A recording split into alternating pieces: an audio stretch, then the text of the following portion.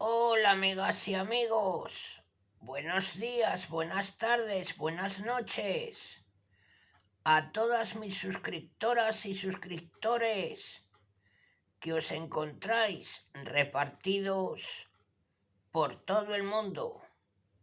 Desde aquí, desde mi ciudad Zaragoza, aquí en España, os mando un saludo y un fuerte abrazo. Nuevamente os doy la bienvenida a mi canal La Comarca, vuestro canal multicultural. En esta nueva ocasión, amigas y amigos, continuamos con el contenido dedicado a grandes de la pintura. Y ahora os traigo la segunda parte de renacentistas italianos. Os voy a hablar del pintor Rafael. Bueno, amigas y amigos, comenzamos.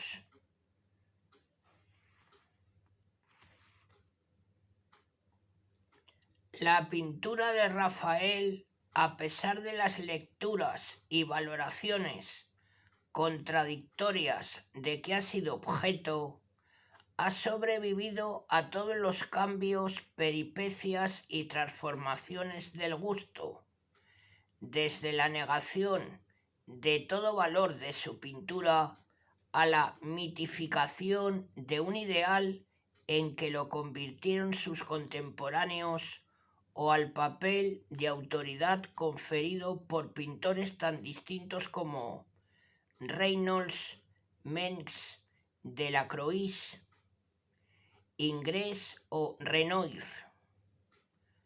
Rafael ha sido de alguna manera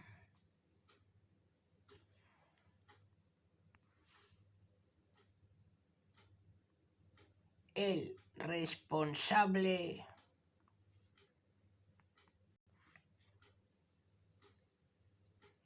de determinadas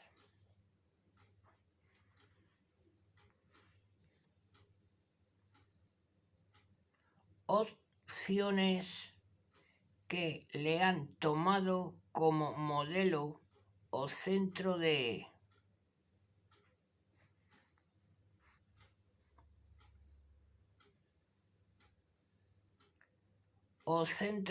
controversia. ¿Y acaso sea esta una de las primeras consideraciones que deban plantearse al iniciar cualquier aproximación a su pintura? Es el problema del Rafael, que nunca ha partido de una concepción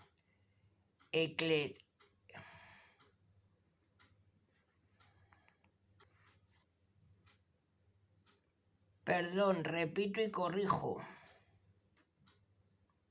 una concepción ecléctica o académica, y que ha sido a lo largo de la historia el modelo y la referencia de todos los eclecticismos,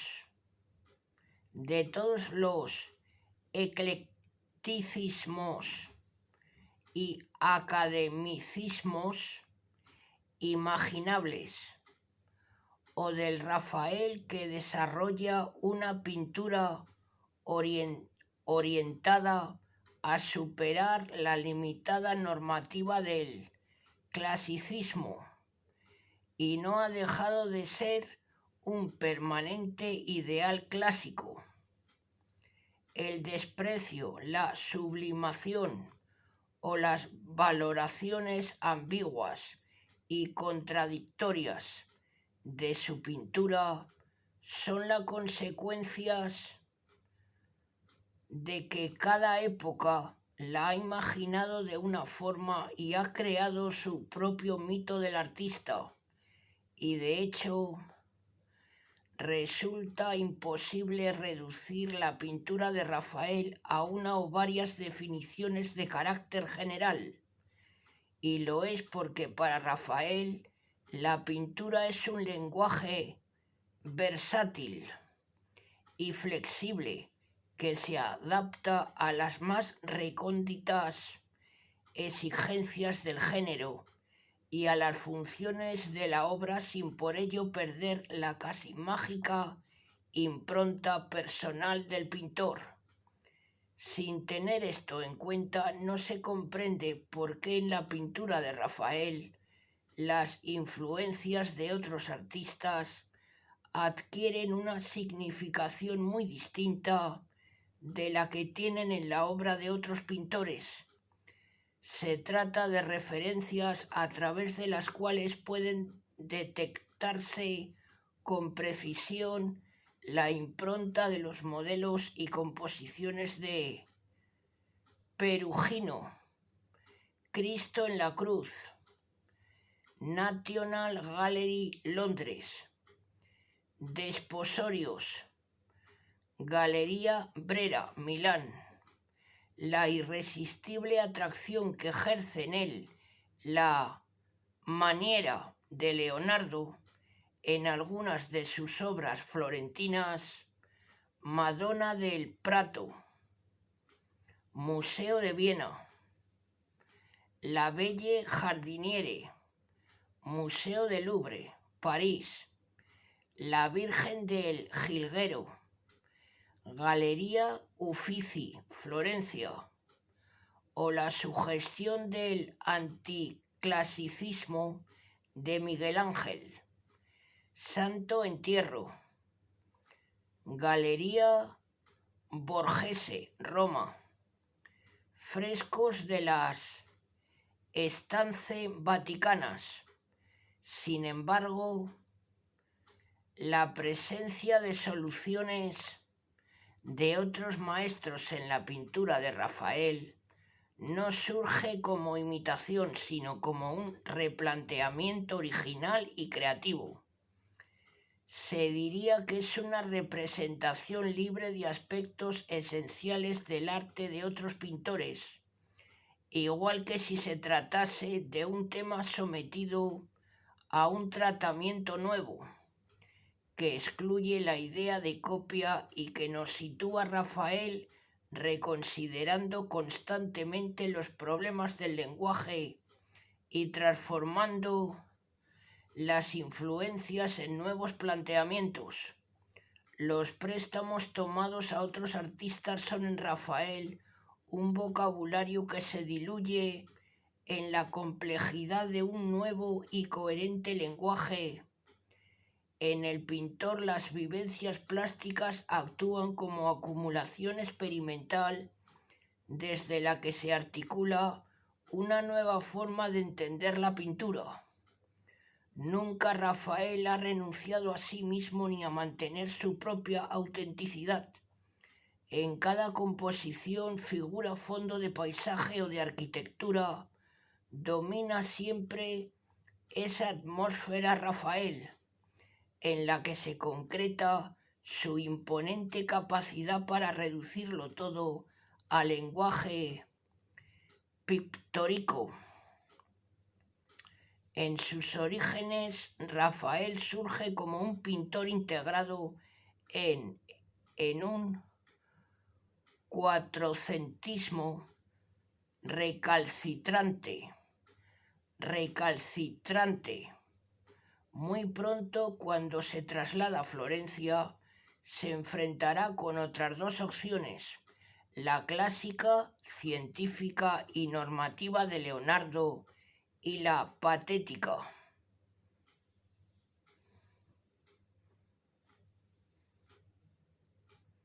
expresiva, temperamental y anticlásica de Miguel Ángel.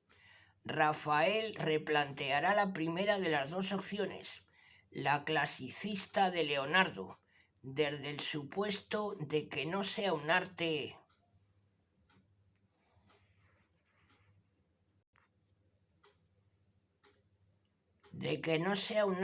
cerrado al espectador, sino abierto y en relación emotiva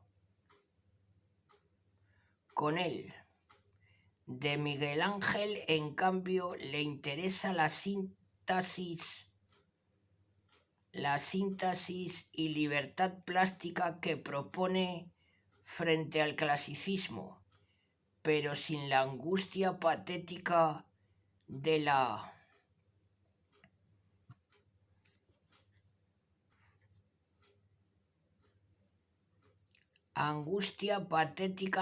terribilita miguelangelesca, inclinándose por una configuración rítmica y libre de la composición pictórica. Pero Rafael no es solamente un pintor que se limita a traducir a un lenguaje propio, por muy original que éste sea, las soluciones creadas por los demás. Las influencias en Rafael son un capítulo más, y por cierto no el más importante, de su forma peculiar de desarrollar su idea del lenguaje pictórico. Rafael es uno de los artistas más renovadores de su tiempo, uno de los pintores que, partiendo de los principios del clasicismo, ofrece una superación de los mismos y un punto de partida para la alternativa del manierismo. En algunas de las mencionadas Madonas de sus años florentinos, rompe con el esquema geométrico y estático del Renacimiento clásico e inicia una concepción del espacio como elemento dinámico y envolvente. En realidad, este planteamiento no lo desarrolla Rafael a través de sus figuras solamente como de forma muy especial. También se observa en algunas composiciones de las estancias, sino en el tratamiento dado a los enmarcamientos que determinan el ámbito espacial. En la escuela de Atenas, Rafael, sin abandonar por completo la equilibrada distribución de las figuras a la manera clásica, nos ofrece una ruptura con el estático sistema de composición del clasicismo. En realidad es el marco arquitectónico el elemento configurador de todo el esquema compositivo y el que nos introduce en el ámbito de una arquitectura en proyecto pero posible.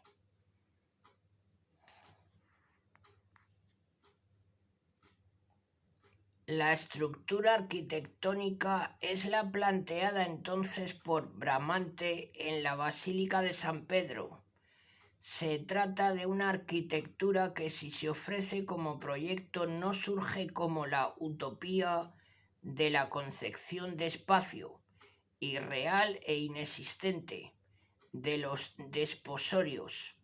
Para Rafael, clasicismo y manierismo son alternativas posibles, no utópicas o fantásticas, y es precisamente esta una de sus aportaciones fundamentales, la de vincular los elementos figurativos o arquitectónicos de un sistema plástico con la historia, la realidad existencial de sus retratos o la función de algunas de sus decoraciones, como por ejemplo la Galería de Pexique en la Villa Farnesina de Roma.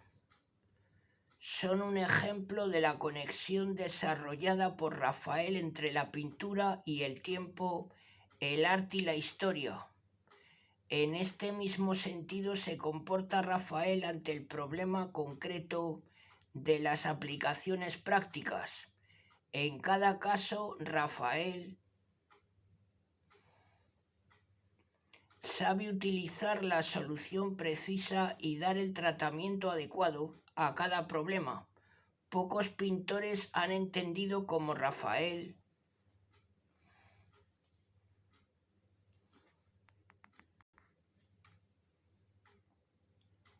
la contradicción existente entre los presupuestos de un determinado sistema de representación y las exigencias que comporta su aplicación en obras de temáticas diversas. una composición religiosa, un tema mitológico o un retrato exigen soluciones distintas para cada caso. En sus primeros retratos, en los que es muy sensible la influencia de Leonardo en el esquema compositivo,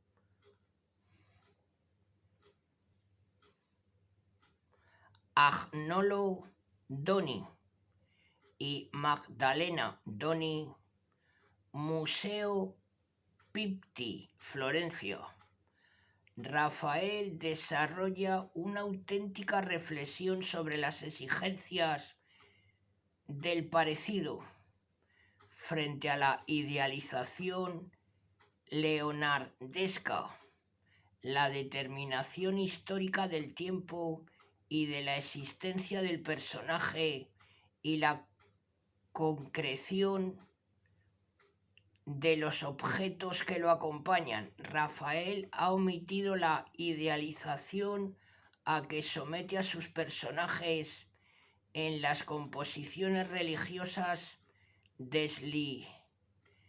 deslindando con precisión la especificidad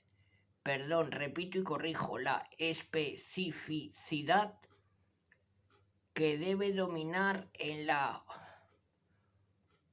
urilización del lenguaje en relación con el género.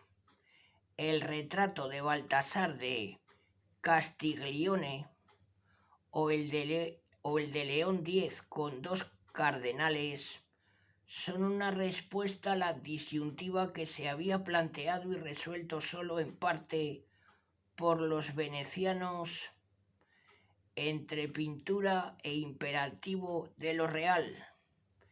Pero este fenómeno no solo se desarrolla en relación con un género, sino con la complejidad de funciones de la imagen en sus composiciones religiosas. Rafael trata de forma distinta las obras de devoción, de las que, como los frescos realizados en las estancias, comportan un programa iconográfico y simbólico de gran empeño destinado a desempeñar una clara función emblemática y de representación. Es más, Rafael tiene incluso en cuenta el problema del lenguaje en relación con la escala de la obra, y si de las composiciones religiosas pasamos a los temas profanos, el problema planteado es el mismo.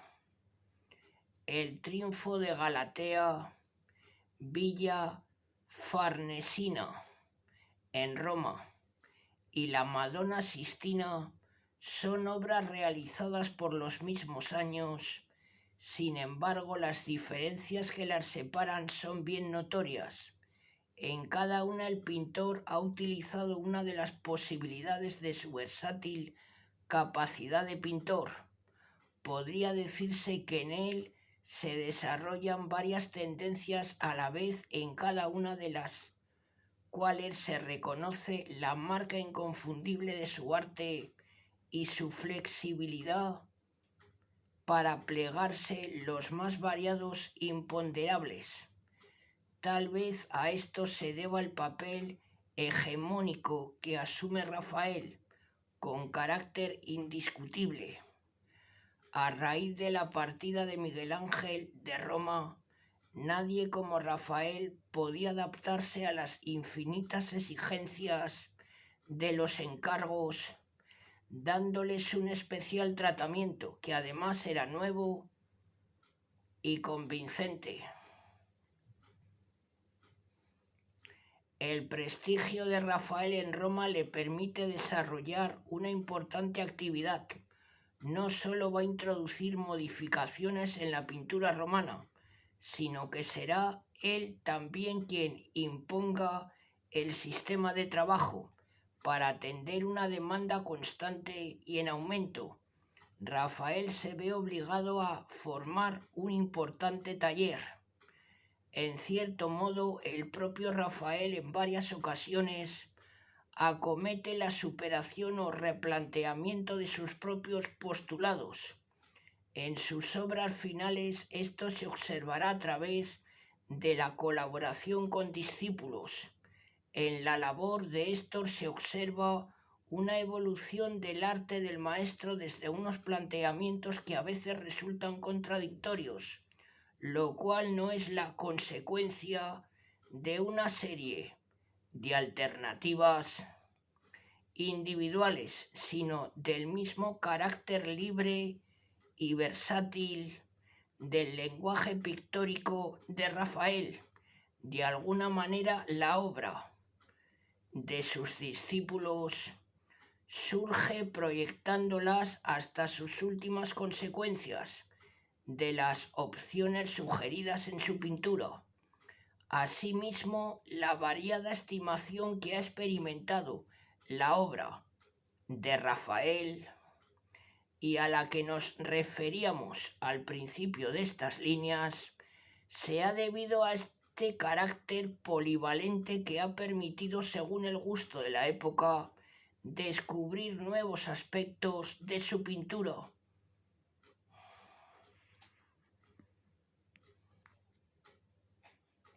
Ahora continuamos con sus grandes obras.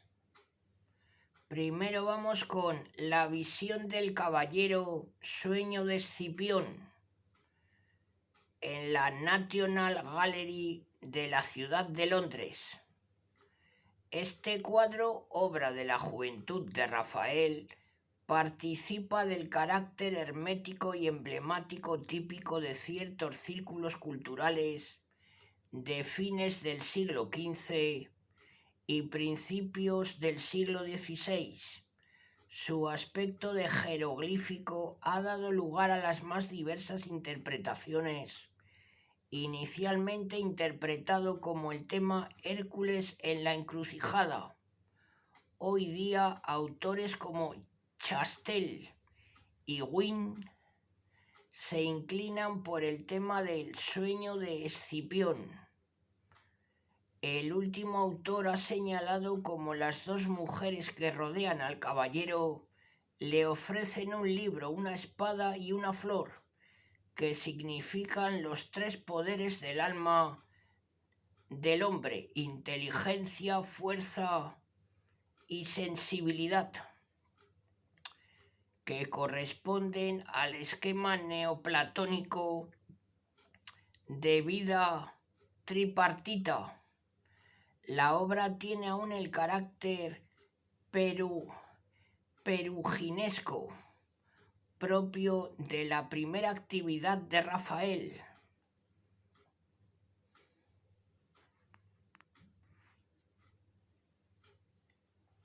Ahora vamos con la segunda obra, que es Retrato de Agnolo Doni, en la Galería Pitti, en Florencia. Junto con su pareja, este retrato de Magdalena Doni Pitti, Florencia, constituye una de las primeras aportaciones de Rafael al campo de la retratística, superando el esteticismo de los retratos de Ghirlandajo y sus discípulos, que daban el tono de moda en la Florencia de finales del siglo XV. Rafael sienta las características del retrato del clasicismo: serenidad, aplomo, seguridad en sí mismo. Estos son los caracteres que la alta burguesía, ya ennoblecida, quería ver reflejado en las paredes de sus palacios. Leonardo y sobre todo Rafael sabrán formular precisamente estos caracteres.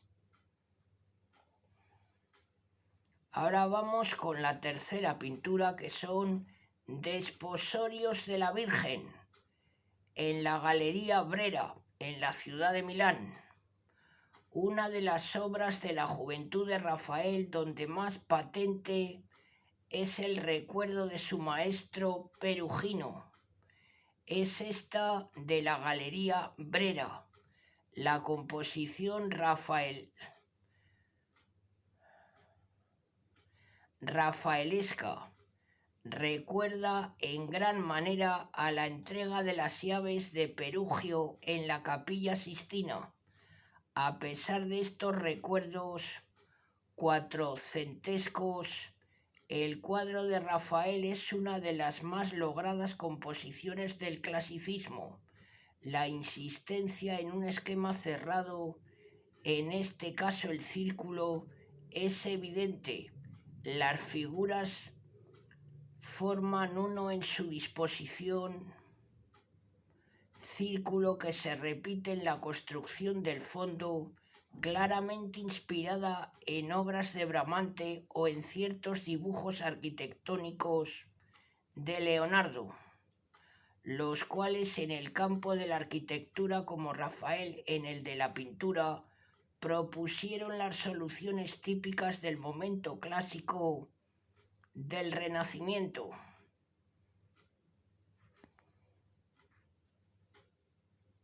Ahora vamos con la siguiente pintura, que es La Bella Jardinera, del Museo del Louvre, en París.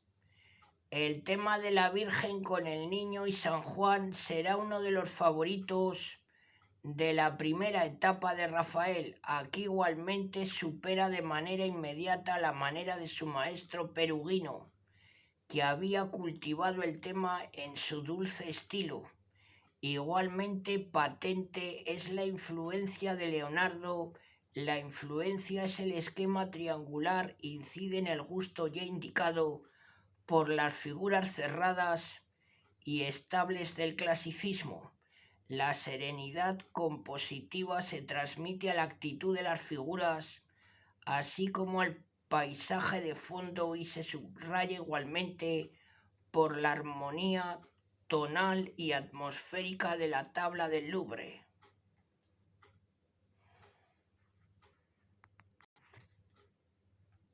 Ahora vamos con la siguiente pintura, que es El Parnaso.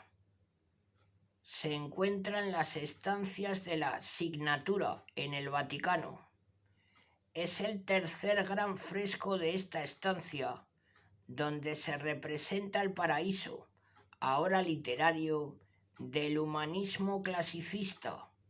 Los personajes son por sí solos un resumen de la historia de la literatura, desde el punto de vista erudito de la época. Alrededor de Apolo, las musas, Homero, Virgilio, Horacio y otros simbolizan la literatura clásica. Petrarca y Boccaccio, el resurgir de la literatura durante el Trecento y Ariosto, San Nazaro, etc. Las letras en el siglo XVI. De esta manera, los tres frescos de la estancia simbolizan el saber filosófico, religioso y literario en una grandiosa síntesis cultural.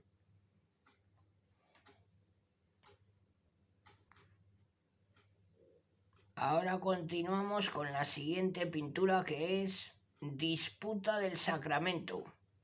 También se encuentra en las estancias de la Signatura en el Vaticano.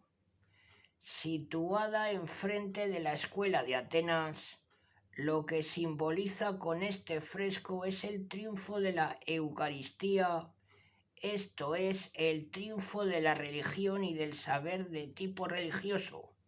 Los personajes, como en la Escuela de Atenas, vuelven a tener un doble valor. Son personajes históricos y bíblicos a la vez que hombres de la época de Rafael. La insistencia en el valor de la perspectiva monofocal y del esquema centralizado es aquí mayor, si cabe, que en la composición vecina. Todas las líneas fuerza convergen hacia un punto central, la Eucaristía, que aparece de esta manera enormemente enfatizada y resaltada como protagonista absoluto.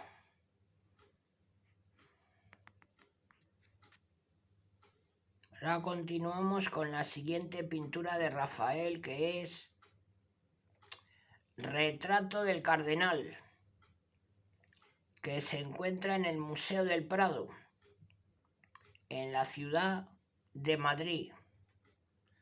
Este retrato del enigmático Cardenal del Prado constituye la definitiva emancipación de Rafael del concepto de retrato leonardesco y ghirlandaesco por parte de nuestro artista, lo cual se consigue por medio de una mayor incisión en los caracteres psicológicos del personaje, acentuando el tono de sereno aristocratismo del rostro, repito, acentuando el tono de sereno aristocratismo del rostro, la importancia del vestido como elemento diferenciador se logra mediante un estudio cromático que en este caso alcanza el carácter de segundo protagonista.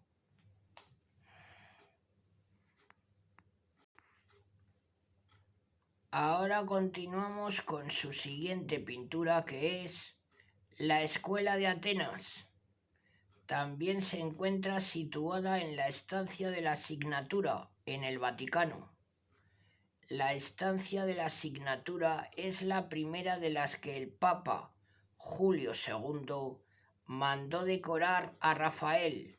Las estancias vaticanas forman un grandioso ciclo pictórico que, junto a la bóveda de la Sistina de Miguel Ángel, son los más importantes programas del clasicismo romano en el campo de la pintura.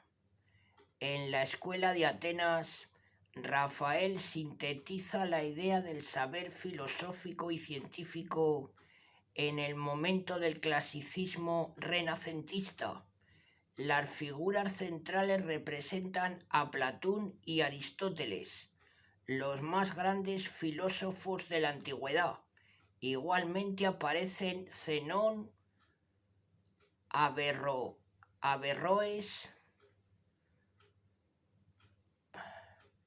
Parmenides, Epicuro,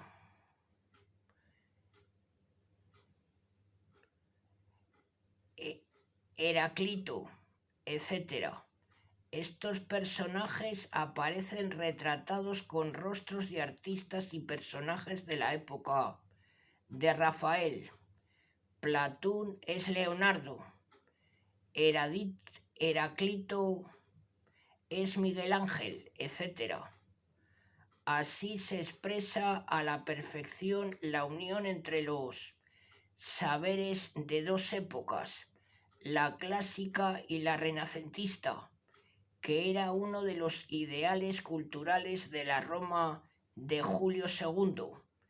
El fresco representa además una perfecta fusión de todas las artes, pintura, escultura y arquitectura. Así se pintan las esculturas de Apolo y Minerva, los dioses mitológicos que alegorizan distintos aspectos del saber. La arquitectura de colosales proporciones es un homenaje a Bramante, que por los mismos años construía la nueva Basílica Vaticana. Desde el punto de vista técnico, el perfecto uso de colores, luces y sombras ayudan a clasificar la enorme complicación de la alegoría.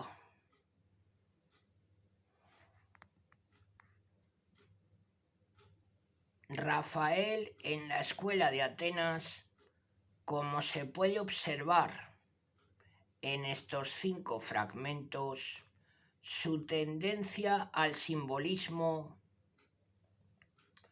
por sus composiciones imaginativas,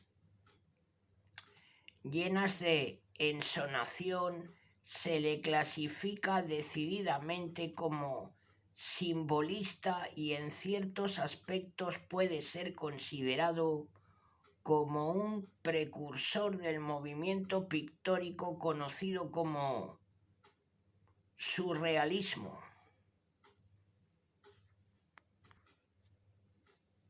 Ahora continuamos con la siguiente de sus pinturas, que es la Misa de Bolsena. Se encuentra en la estancia de Heliodoro, dentro del Vaticano. En esta segunda estancia que Rafael decora en el Vaticano, se observa un cambio de sentido en la idea de concebir la historia, de la forma conceptual de la estancia de la signatura, en la que los hechos se sintetizan en ideas. Sucede ahora una forma más histórica y elemental de narrar los acontecimientos. Ahora son hechos concretos e históricos los que se pintan. Se trata de un homenaje a Sisto IV y a su idea de revivir el culto al Corpus Christi.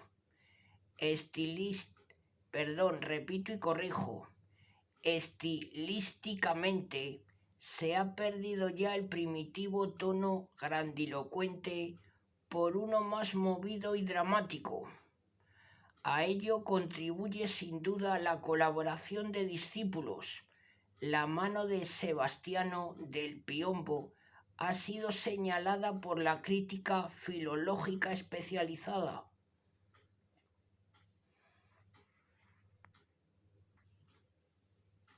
Ahora continuamos con Retrato de Baltasar de Castiglione. Se encuentra en el Museo del Louvre, en París. En este retrato, Rafael rinde homenaje a uno de los humanistas fundamentales del clasicismo, Baltasar de Castiglione, el autor del cortesano Manual del Perfecto Caballero renacentista, el cual había señalado como no solo podía ser considerado hermoso un cuadro, un edificio o una estatua, sino también las buenas costumbres, el saber y el hablar, los ademanes y aquel no sé qué del gesto y mil otras cosas, las cuales quizás por alguna vía las podríamos llamar hermosas. El retrato del Louvre no es pues solo la imagen de Castiglione, sino también el prototipo de hombre culto del Renacimiento.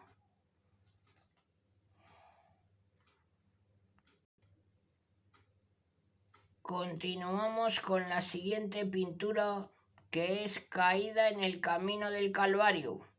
Se encuentra en el Museo del Prado, en Madrid.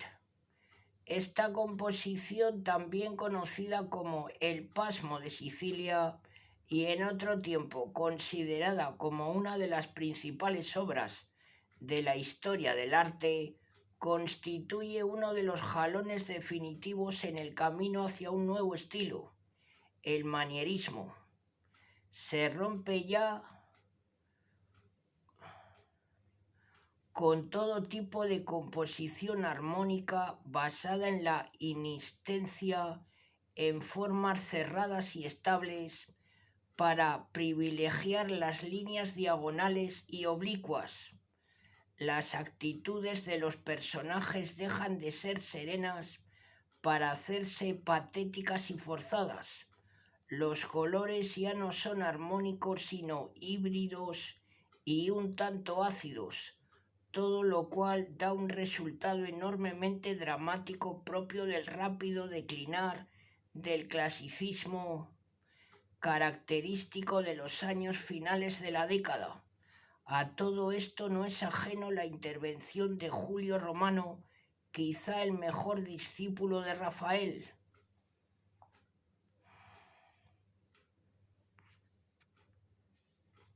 Continuamos con la última pintura de Rafael, que es Retrato de León X con dos cardenales. que se encuentra en la Galería de los Uffizi, en Florencia. Esta obra, una de las últimas de Rafael, señala el final de su evolución por lo que al género de retrato se refiere. El retrato individual da paso a la idea de retrato colectivo y a un mayor dramatismo en las actitudes y disposición de los retratados.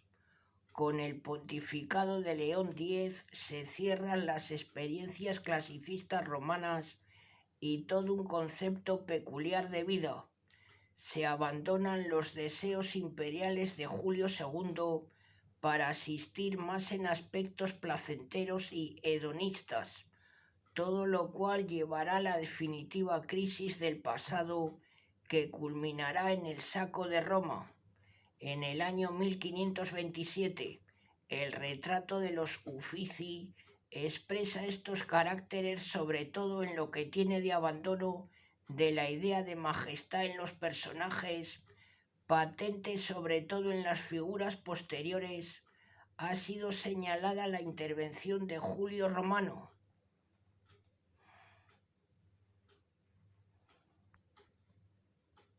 Ahora continuamos con la biografía de Rafael. Dice así: junto a los otros dos grandes maestros del Cinquecento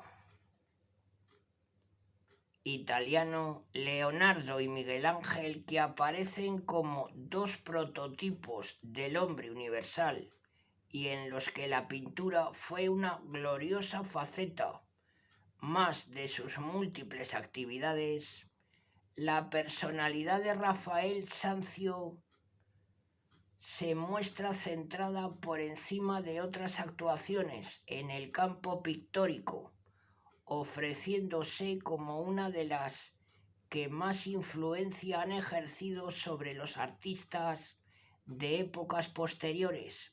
Su gusto por la armonía, la elegancia y la dulzura, así como el sabio matrimonio del dibujo y el color, le convirtieron en ejemplo preclaro de pintor academicista, del mismo modo que su facilidad y su vida y su, repito y corrijo, del mismo modo que su facilidad y sabiduría para crear prototipos hicieron de su arte fuente de inspiración de pintores y escultores de todos los tiempos y nacionalidades. Rafael Sanzio, que había nacido en Urbino el día 6 del mes de abril del año 1483, fue hijo del pintor Giovanni di Santi di Pietro y de su esposa Magia di Battista, los cuales fallecieron en el año 1494 y 1491 respectivamente, cuando el artista era todavía un niño. Su corta vida y amplia producción llevan al inicio de su carrera artística fecha muy temprana, siguiendo probablemente la tradición paterna y realizando sus estudios primero con Timoteo Viti y más tarde, hacia 1499, con Perugino, principal representante de la escuela de Umbría en el Quattrocento.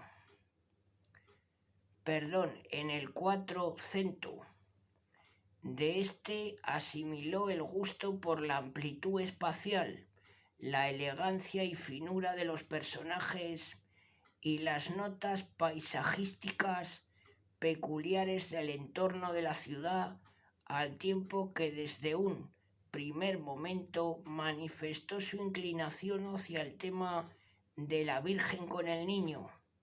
Museo de Berlín. Sobre el año 1500, del que habría de ser el más feliz cantor a lo largo de la historia de la pintura.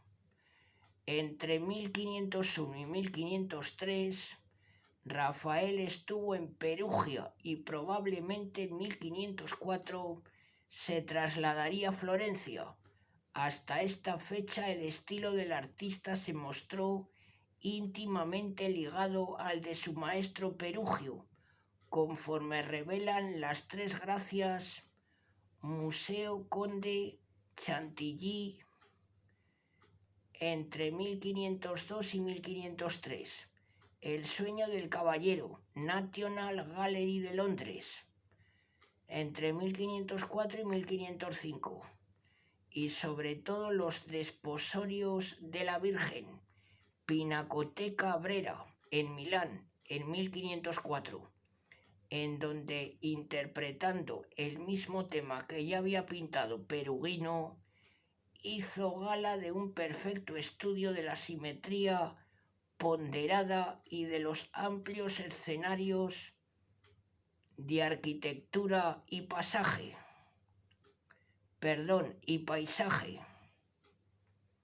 En Florencia, Rafael entró en contacto con Miguel Ángel y Leonardo, lo que, unido al estudio directo de los grandes cuatrocentistas florentinos como Masaccio, Ghirlandajo, Fra Bartolomeo, etc., completaría su formación hasta el año 1508, en que pasó a Roma. La obra de Rafael se centró con preferencia en la representación de sus celebradas Madonas, como la del Granduca, Galería Pitti, Florencia, año 1504, la pequeña Madonna Cooper, en la National Gallery de Washington, y la de Terranuova, en el Museo de Berlín, ambas hacia el año 1505. La del Prado Kunsthistorisches Museum, en Viena, en el año 1506. La del Pajarito, Galería de los Uffizi, Florencia, año 1507. O la Bella Jardinera, Museo del Louvre, París, 1507, plenas de exquisita dulzura y amor maternal y sometidas a esquemas compositivos de gran rigor geométrico. Al mismo tiempo, Rafael llevó a cabo algunas tablas de grandes proporciones destinadas a diversos templos de Perugia, como la Pala Colonna, Metropolitan Museum, Nueva York, entre los años 1504 y 1505, o la Pala Anside, National Gallery de Londres, en el año 1505, ambas repitiendo el tipo iconográfico tan prodigado en el Quattrocento de la Virgen con el Niño y Santos o Sacra Conversazione.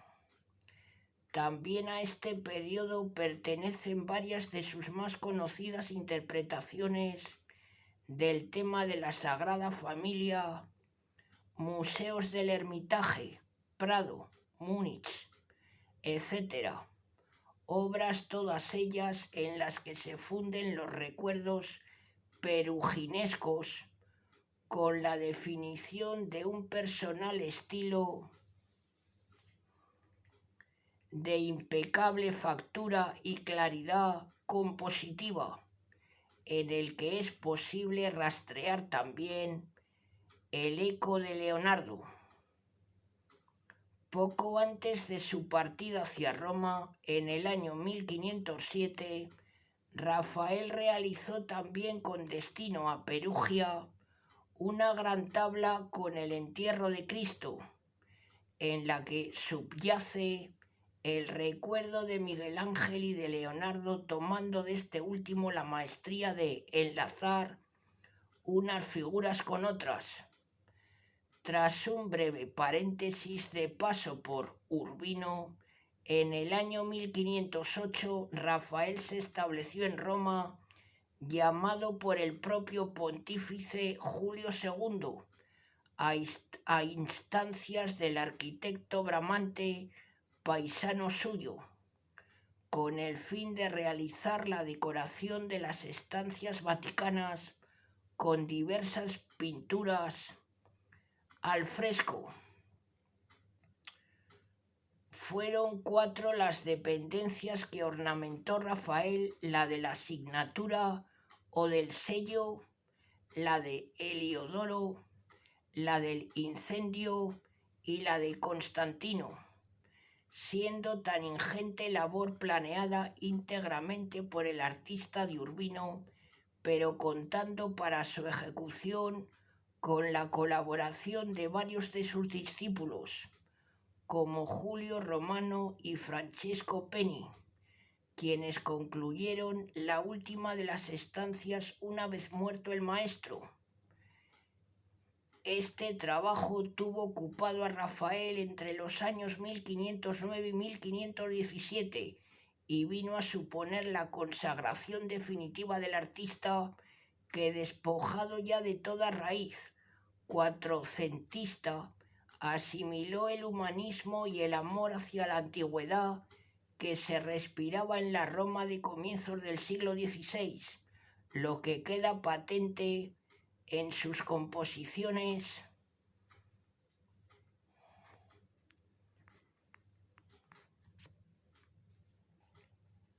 equilibradas y llenas de majestuosidad, en las que, sin duda, influido por la deslumbrante obra de Miguel Ángel en la Sistina, las figuras adoptan sorprendente monumentalidad y sentido clásico, al tiempo que van apareciendo en ellas los primeros síntomas manieristas. De modo paralelo a la ejecución de las estancias, la creciente fama del joven pintor le fue proporcionando una inmensa relación con las grandes familias romanas, como los Chigi, para quienes decoró al fresco parte de la villa farnesina El Triunfo de Galatea en el año 1511. También recibió abundantes encargos, sobre todo vírgenes y retratos, faceta esta última que ya había iniciado en el periodo florentino con los de Agnolo y Magdalena Doni en la Galería Pitti en Florencia. Los retratos de Rafael, en los que también se puede rastrear la fuerte influencia de Leonardo, están llenos de armonía y delicadeza y no exentos de realismo, en especial en la representación de telas y accesorios, a la vez que son, si cabe, la más alta expresión del sentido colorista del maestro de Urbino. Así queda patente en los de su etapa romana, como el del Cardenal, Museo del Prado, Madrid, en el año 1510, el de Baltasar Castiglione, Museo del Louvre, París, 1510, o el de la Donna Velata, Galería Pitti, Florencia, en el año 1516.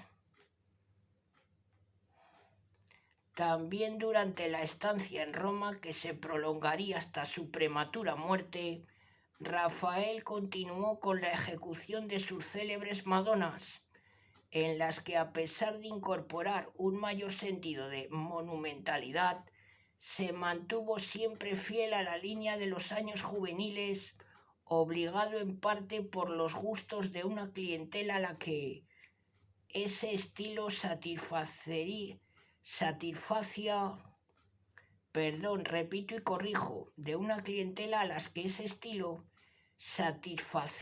plenamente. A este grupo se adscriben obras como la Madonna Alba del National Gallery en la ciudad de Washington en el año 511, la de Foligno, Pinacoteca Vaticana, año 1512. La Virgen del Pez, Museo del Prado, Madrid, año 1513. La Madonna Sistina, Museo de Dresde.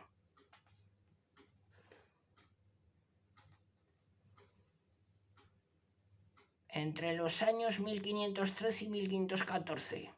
La de la Silla, Galería Pitti. La de la Silla, Galería Pitti, Florencia, año 1514, etcétera, en algunas de las cuales se hace patente la intervención del taller. En el año 1514, en que se realiza la Santa Cecilia de la Pinacoteca de Bolonia, Rafael fue nombrado por el nuevo pontífice León X arquitecto de la Basílica de San Pedro, en sustitución de Bramante, iniciando por otra parte al año siguiente la confección de una serie de cartones para tapices destinados a la decoración de los muros de la Capilla Sistina y que representan diversos temas evangélicos.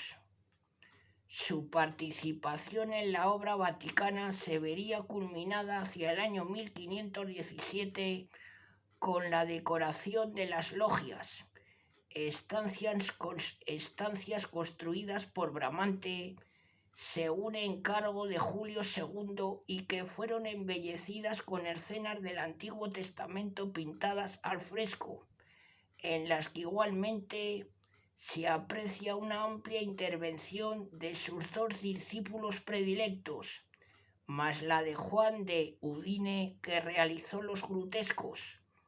A la muerte del artista acaecida el día 6 de abril del año 1520, a causa de unas fiebres agudas, Rafael dejó inconclusa una de sus más grandiosas obras, la Transfiguración, Pinacoteca Vaticana, que iniciada 2 años antes por el artista y no concluida hasta 1522 por Julio Romano, presidiría los solemnes funerales que le fueron dedicados en el Vaticano.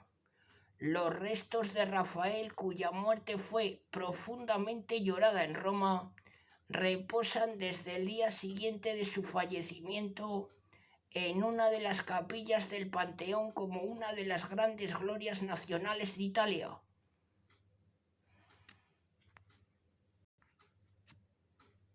Bueno, amigas y amigos, ahora continuamos con el catálogo de Rafael. Dice así: Virgen con el Niño. Repito, Virgen con el Niño. Año 1500, con unas medidas de 52 centímetros por 38 centímetros. Óleo sobre tabla, Museo de Berlín. Después tenemos la Crucifixión, año 1502, con unas medidas de 280 centímetros por 165 centímetros. Óleo sobre tabla, se encuentra en la National Gallery de Londres. Después, la Coronación de la Virgen, entre los años 1502 y 1503, con unas medidas de 267 centímetros por 163 centímetros. Óleo sobre tabla pasado a lienzo, Pinacoteca Vaticana. Ahora tenemos las Tres Gracias, entre los años 1502 y 1503. 17 centímetros por 17 centímetros.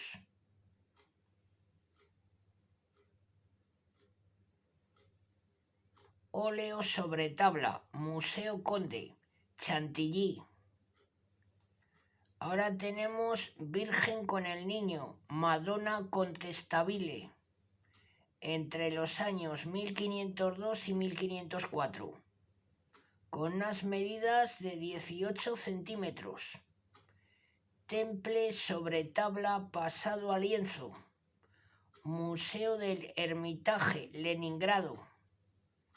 Ahora tenemos los desposorios de la Virgen del año 1504, con unas medidas de 170 centímetros por 118 centímetros. Óleo sobre tabla, Pinacoteca Brera, en la ciudad de Milán. Ahora tenemos Virgen con el Niño.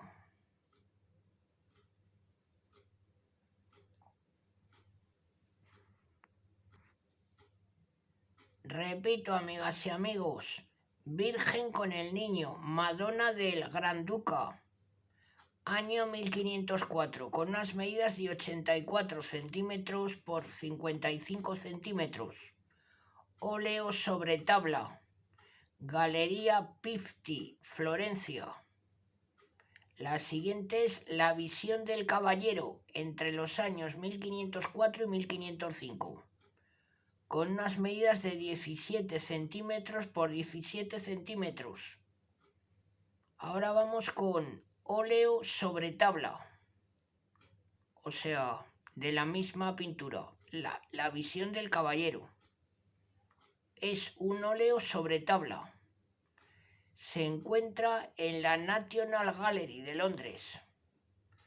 Ahora vamos, Virgen con el Niño y Santos, Pala Colonna, entre los años 1504 y 1505, con unas medidas de 169 centímetros por 168 centímetros. Óleo sobre tabla, Metropolitan Museum de la ciudad de Nueva York. Continuamos con Virgen con el Niño, pequeña Madonna Cooper, del año 1505. Con unas medidas de 60 centímetros por 44 centímetros, óleo sobre tabla en la National Gallery de Washington. Ahora vamos con Virgen con el Niño, Madonna Terranuova, del año 1505, 86 centímetros, óleo sobre tabla, Museo de Berlín.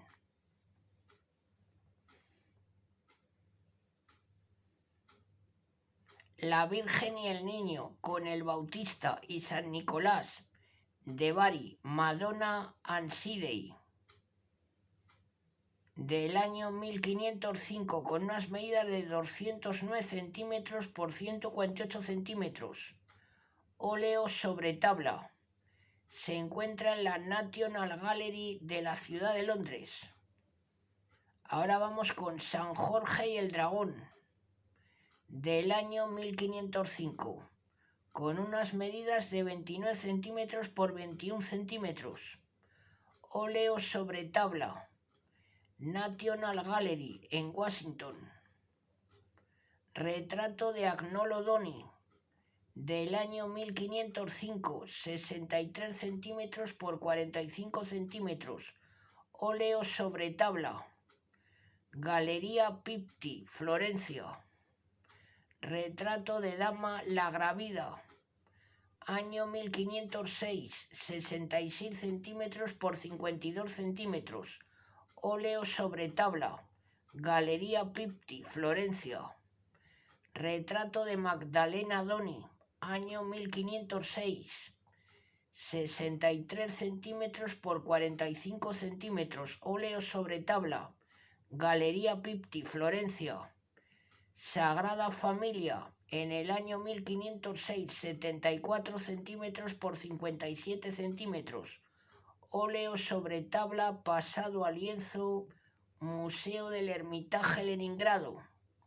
Virgen con el Niño y San Juanito, Madonna del Prado, año 1506, 113 centímetros por 88 centímetros, óleo sobre tabla, Kunsthistorisches Museum, en la ciudad de Viena. Ahora vamos con Virgen con el Niño y San Juanito, Madonna del Pajarito, año 1507, con unas medidas de 107 centímetros por 77 centímetros. Óleo sobre tabla, Galería de los Uffizi, Florencia. Ahora vamos con Virgen con el Niño y San Juanito, la Bella Jardinera, del año 1507. 122 centímetros por 80 centímetros. Óleo sobre tabla, Museo del Louvre, París. El Santo Entierro, año 1507. 184 centímetros por 176 centímetros. Óleo sobre tabla, Galería Borghese, en la ciudad de Roma. La Sagrada Familia del Cordero, año 1507, 29 centímetros por 21 centímetros. Óleo sobre tabla, Museo del Prado, Madrid. La Sagrada Familia con Santa Isabel y San Juanito, Madonna Canigliani, año 1507, con unas medidas de 131 centímetros por 107 centímetros. Óleo sobre tabla, Alte Pinakothek, en la ciudad de Múnich. Virgen con el Niño, Gran Madonna Cooper, del año 1508. 81 centímetros por 57 centímetros. Óleo sobre tabla, National Gallery de la ciudad de Washington. Santa Catalina de Alejandría, año 1508, 71,5 centímetros por 55,7 centímetros. National Gallery de la ciudad de Londres. La disputa del Sacramento, año 1509, base 770 centímetros, fresco, estancia de la Asignatura, Palacios Vaticanos. La Escuela de Atenas, entre los años 1509 y 1510, base 770 centímetros, fresco, estancia de la Asignatura, Palacios Vaticanos. El Parnaso, entre los años 1510 y 1511, base de 670 centímetros, fresco, estancia de la Asignatura, Palacios Vaticanos, Virgen con el Niño y San Juanito, Madonna Aldobrandini, año 1510, 39 centímetros por 33 centímetros. Óleo sobre tabla, National Gallery, en la ciudad de Londres. Retrato de un cardenal, año 1510, 79 centímetros por 61 centímetros. Óleo sobre tabla, Museo del Prado, Madrid. Virgen con el Niño y San Juanito, Madonna Alba, año 1511, 95 centímetros. Óleo sobre tabla, pasado a lienzo, National Gallery, en la ciudad de Washington. El triunfo de Galatea, año 1511, 295 centímetros por 225 centímetros, fresco, Villa Farnesina, Roma.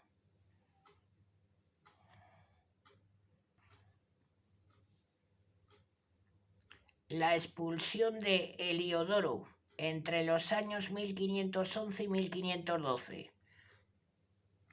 La base de 750 centímetros, fresco, estancia de Heliodoro, en los Palacios Vaticanos. La misa de Bolsena, en el año 1512, base de 660 centímetros, fresco, estancia de Heliodoro, Palacios Vaticanos. Sagrada Conversación, Madonna di Foligno, año 1512, con unas medidas de 301 centímetros por 198 centímetros. Óleo sobre tabla, pasado a lienzo, Pinacoteca Vaticana. Ahora vamos con la Virgen del Pez, año 1513, 215 centímetros por 158 centímetros. Óleo sobre tabla pasado a lienzo, Museo del Prado, Madrid. La liberación de San Pedro entre los años 1513 y 1514, con una base de 660 centímetros. Fresco, estancia de Heliodoro, Palacios Vaticanos. Ahora vamos con la Sagrada Conversación, Madonna Sistina, entre los años 1513 y 1514, con unas medidas de 265 centímetros por 196 centímetros. Óleo sobre lienzo, Museo de Dresde. Ahora vamos con el encuentro de Atila y León Magno, del año 1514, con una base de 750 centímetros. Fresco, estancia de Heliodoro, Palacios Vaticanos. Ahora vamos con Sibilas y Profetas, del año 1514, un fresco, iglesia de Santa María de la Paz, Roma.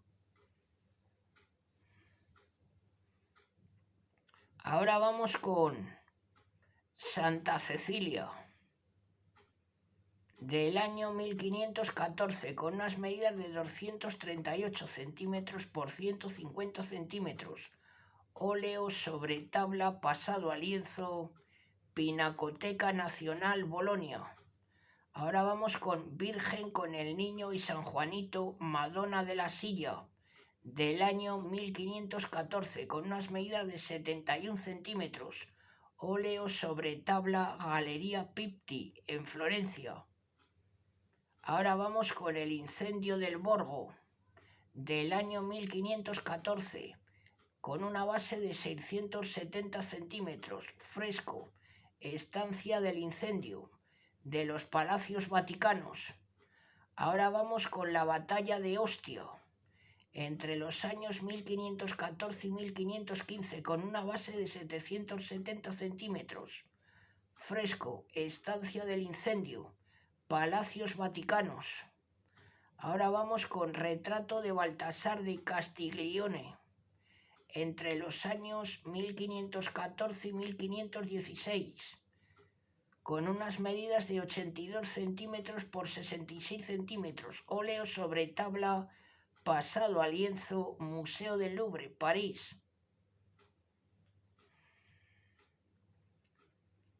La coronación de Carlomagno, entre los años 1516 y 1517, base de 770 centímetros, fresco, estancia del incendio, Palacios Vaticanos.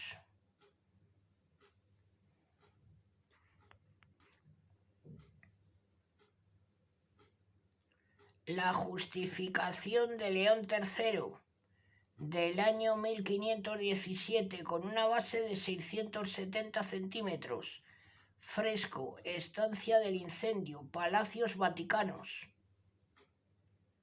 Retrato de dama, La Velata, del año 1516, 85 centímetros por 64 centímetros.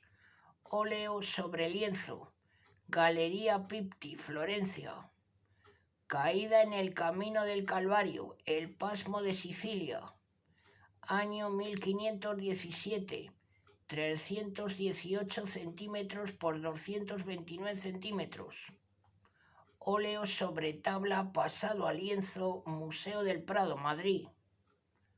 Las logias, diferentes temas bíblicos, año 1517, un fresco, Palacios Vaticanos. Retrato de León X con dos cardenales entre los años 1517 y 1519, con unas medidas de 154 centímetros por 119 centímetros. Óleo sobre tabla, Galería de los Uffizi, Florencia.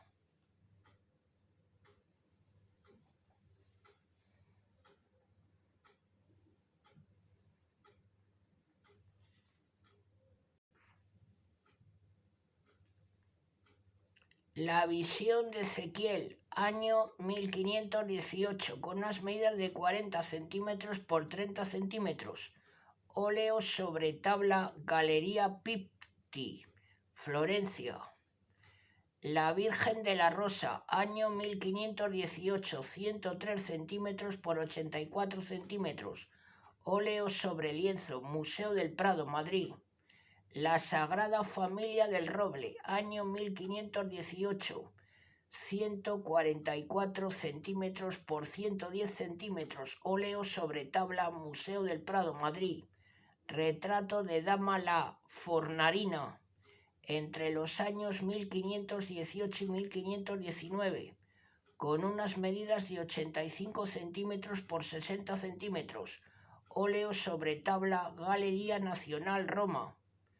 La Transfiguración, entre los años 1518 a 1520, con unas medidas de 450 centímetros por 278 centímetros. Óleo sobre tabla, Pinacoteca Vaticana. Ahora vamos con Sagrada Familia, La Perla, del año 1519, con unas medidas de 149 centímetros por 115 centímetros. Óleo sobre tabla, pasado a lienzo, Museo del Prado, Madrid. Ahora vamos con La Visitación, entre los años 1519 y 1520, con unas medidas de 200 centímetros por 145 centímetros. Óleo sobre tabla, pasado a lienzo, que se encuentra en el Museo del Prado, en Madrid.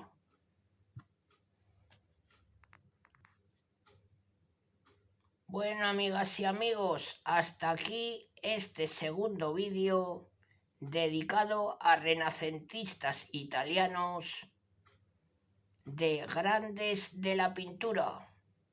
Si os agrada mi trabajo, agradeceré vuestros likes. En la parte de abajo tenéis los comentarios. Siempre es agradable leer comentarios positivos, me levantan el ánimo. Bueno, amigas y amigos, y si estáis viendo este vídeo y no estáis suscritos a mi canal, suscribiros. Os mando un saludo a todas y a todos. Hasta muy pronto.